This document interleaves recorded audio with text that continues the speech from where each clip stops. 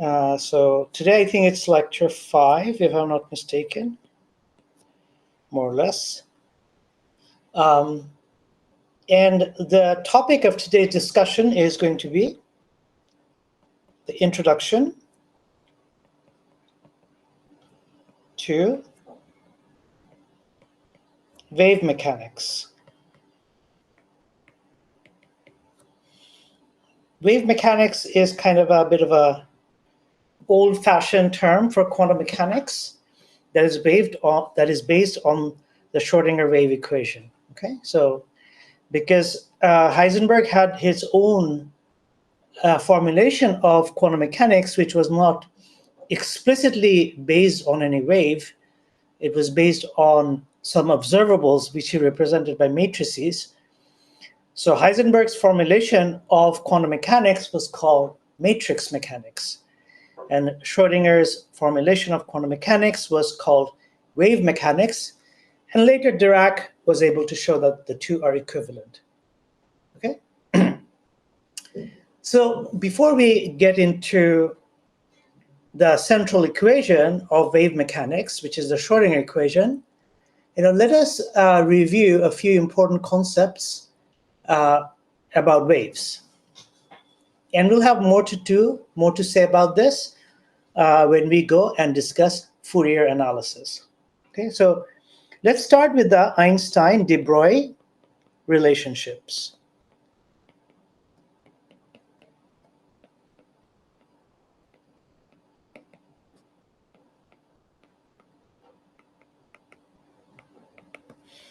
So the Einstein relationship, which of course Einstein borrowed from, not borrowed, he was inspired by Planck, is the energy of a quantum particle, or a photon in Einstein's case, is h bar omega, and the momentum of a particle is given by h bar k. And this is the second one is by de Broglie, where k is the wave vector.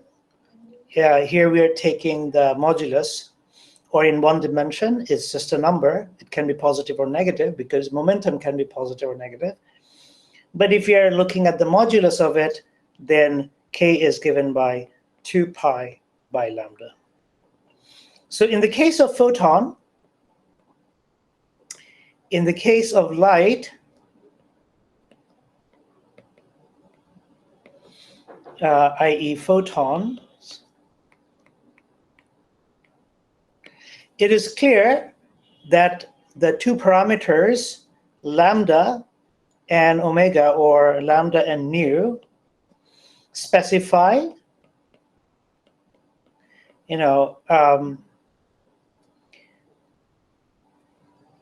specify the photon, right? What de Broglie said is that, well, there should also be some wave associated with quantum particles, which we associate as matters, such as electrons, protons, whatnot, even, cats. And there should be a wavelength associated to that. And that wavelength is lambda. And that wavelength is related to the momentum of that object via this relationship. Now let's discuss what do we mean by this wave. Okay, so let's just have a general discussion about some properties of waves. And let's talk about wave packets and their velocity or speed, which is also known as group velocity. Okay. So if you look at an empirical, if you look empirically at, say, water waves, say waves on the ocean. So of course, water waves, you can create them to be like continuous, if you provide continuous disturbance. But you can also, there could also be like a, this is also a wave, right? When we talk about water wave, it doesn't have to be continuous. It can be a single wave, right?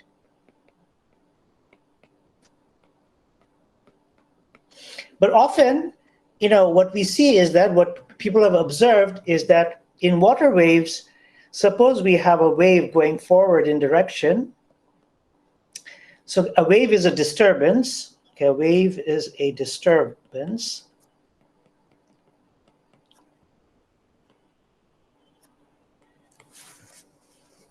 Propagating.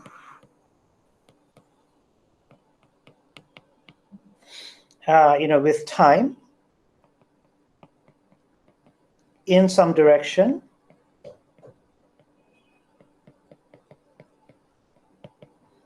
Now, what is interesting is that, these disturbances or a wave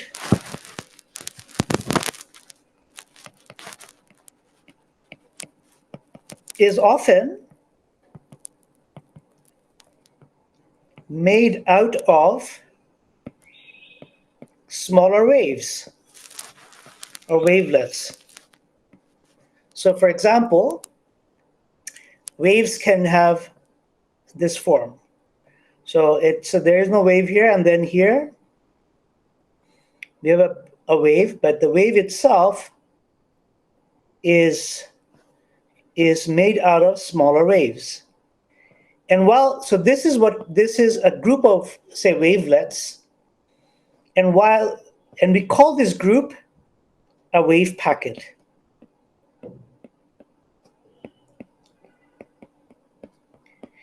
And this wave packet, will have some speed with which it propagates. Suppose it's propagating in that direction with some speed, say v.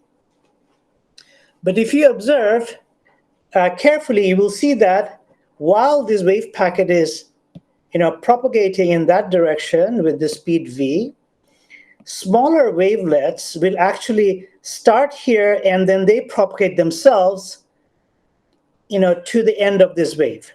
So suppose if you were in the same reference frame as the wave, so if you are in the rest frame of this wave, then of course, would the wave look exactly stationary like that?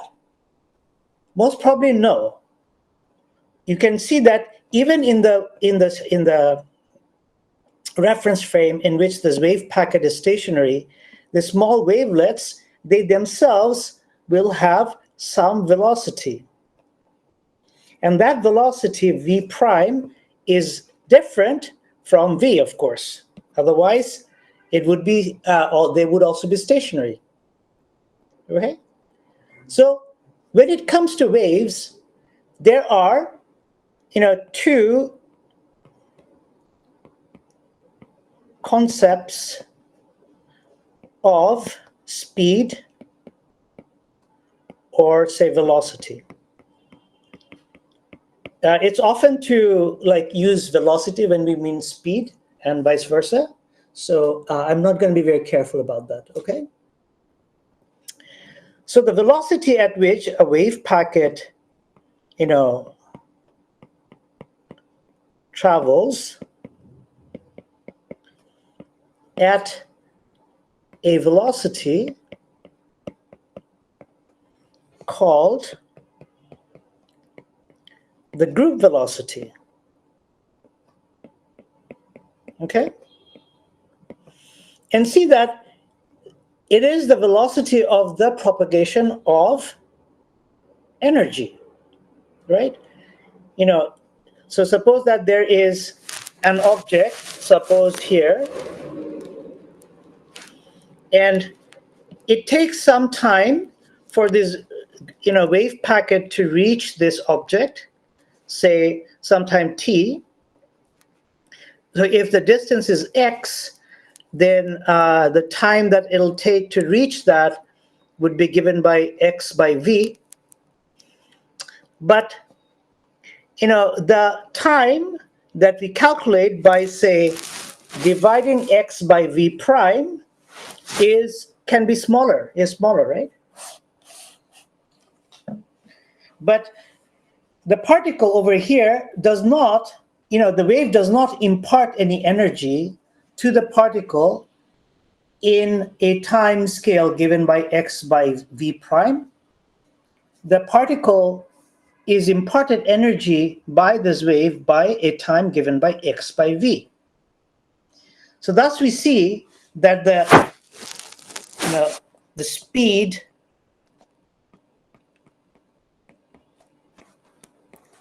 at which energy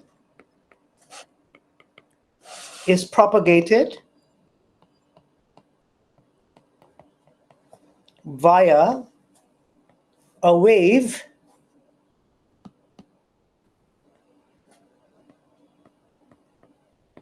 is the group velocity. Okay?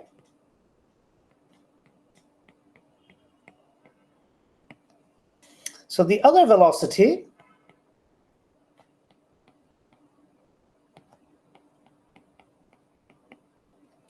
is simply the velocity at which the phases or the phases of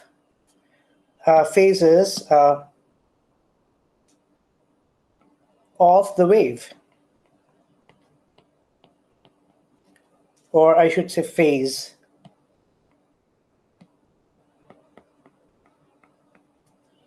Now that velocity is called it is called the phase velocity,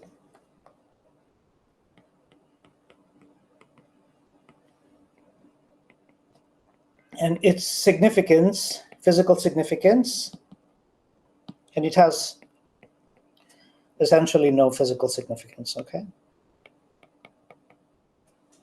The real thing is the group velocity, okay? So why am I saying this? Because, when we say, oh, a wave has wavelength lambda, what do we mean? Because a wave is an extended object, right? So this is a wave, and it goes all the way in that direction, all the way in that direction, and we can represent it as a sine of kx minus omega t. If k is positive, both positive and negative, it can go both to the right and the left. But we never see waves in real life which are like this. Always in real life, waves start and end. So in real life, no matter how long a wave is, it is still always a kind of wave packet, right? And on the other hand, a particle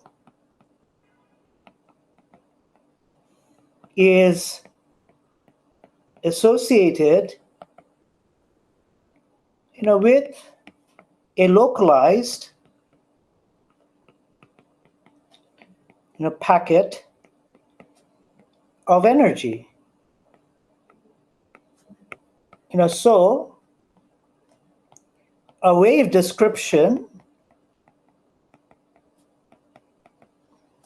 of it should also have some localization.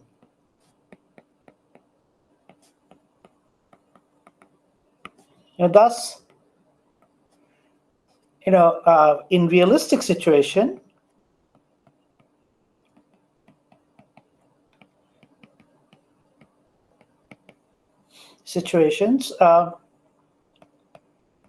particles should be described by de Broglie wave packets.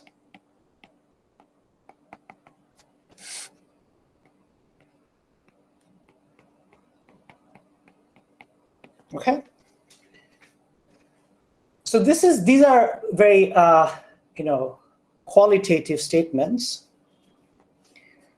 Now, when we study Fourier analysis, I have a question.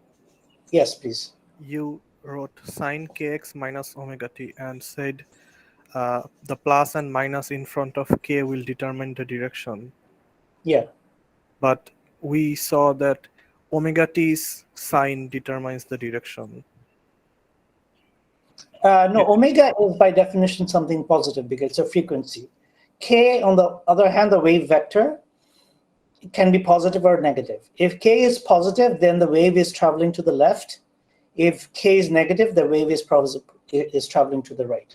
It's only when we assume that K is actually a positive quantity, that and omega is a positive quantity. It's then that this sign plus minus determines the direction of propagation. Okay, here I'm assuming K can be both positive and negative. K here is a real number, and therefore both x and omega t both can determine the direction. I didn't quite get it. Omega is always positive by definition. Okay? Okay. Now, K, on the other hand, is not positive by definition. If you restrict K to be positive, then you need to change the sign either in front of omega or K to make it right moving and left moving. Okay, but so if I fix K, then I have to change the sign in front of omega t. Exactly. Okay, got it. Okay. All right. So, when we will study Fourier analysis, we shall see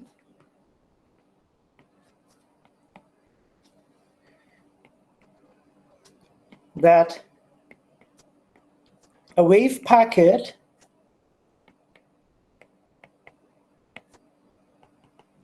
is a linear combination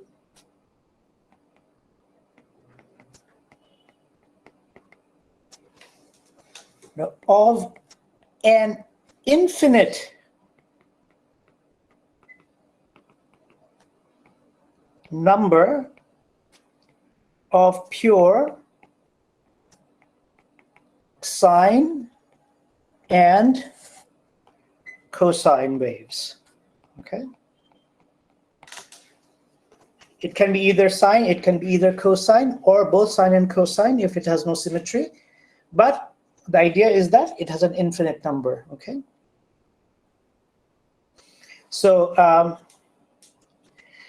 and if you're dealing with a system which is linear, where the basic equation is a linear differential equation, then of course we can get away by saying a lot of things by just looking at the pure sine and cosine waves. So it is the velocities of the constituent sine and cosine waves that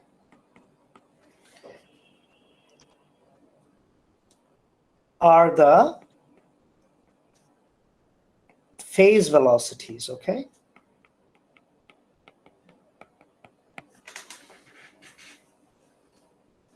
But the group velocity is something emergent.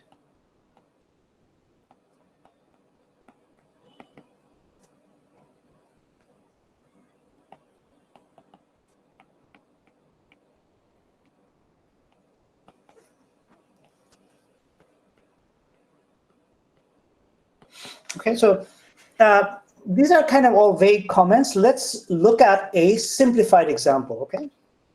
Is the phase velocity related to the phase of a wave, like the phi? In a sense, yes, that's exactly, yeah. It's a, this is a phase, right? I mean, when we are looking at this thing, how do we know that it's moving to the right or left? You look at a phase and you see, you follow it, right? That's how you know if it's moving to the right or left. And you can see that the velocity in which this phase is going to move is going to be given by, well, by dimensional analysis, we can see it's going to be given by omega by k, right? This has the same dimension as velocity, right? And thus group velocity can group velocity be seen in any equation? Or Yes, it is that's basically I'm going to derive the group velocity equation. okay. Yeah. So the group velocity is emergent. So let's do a simplified example.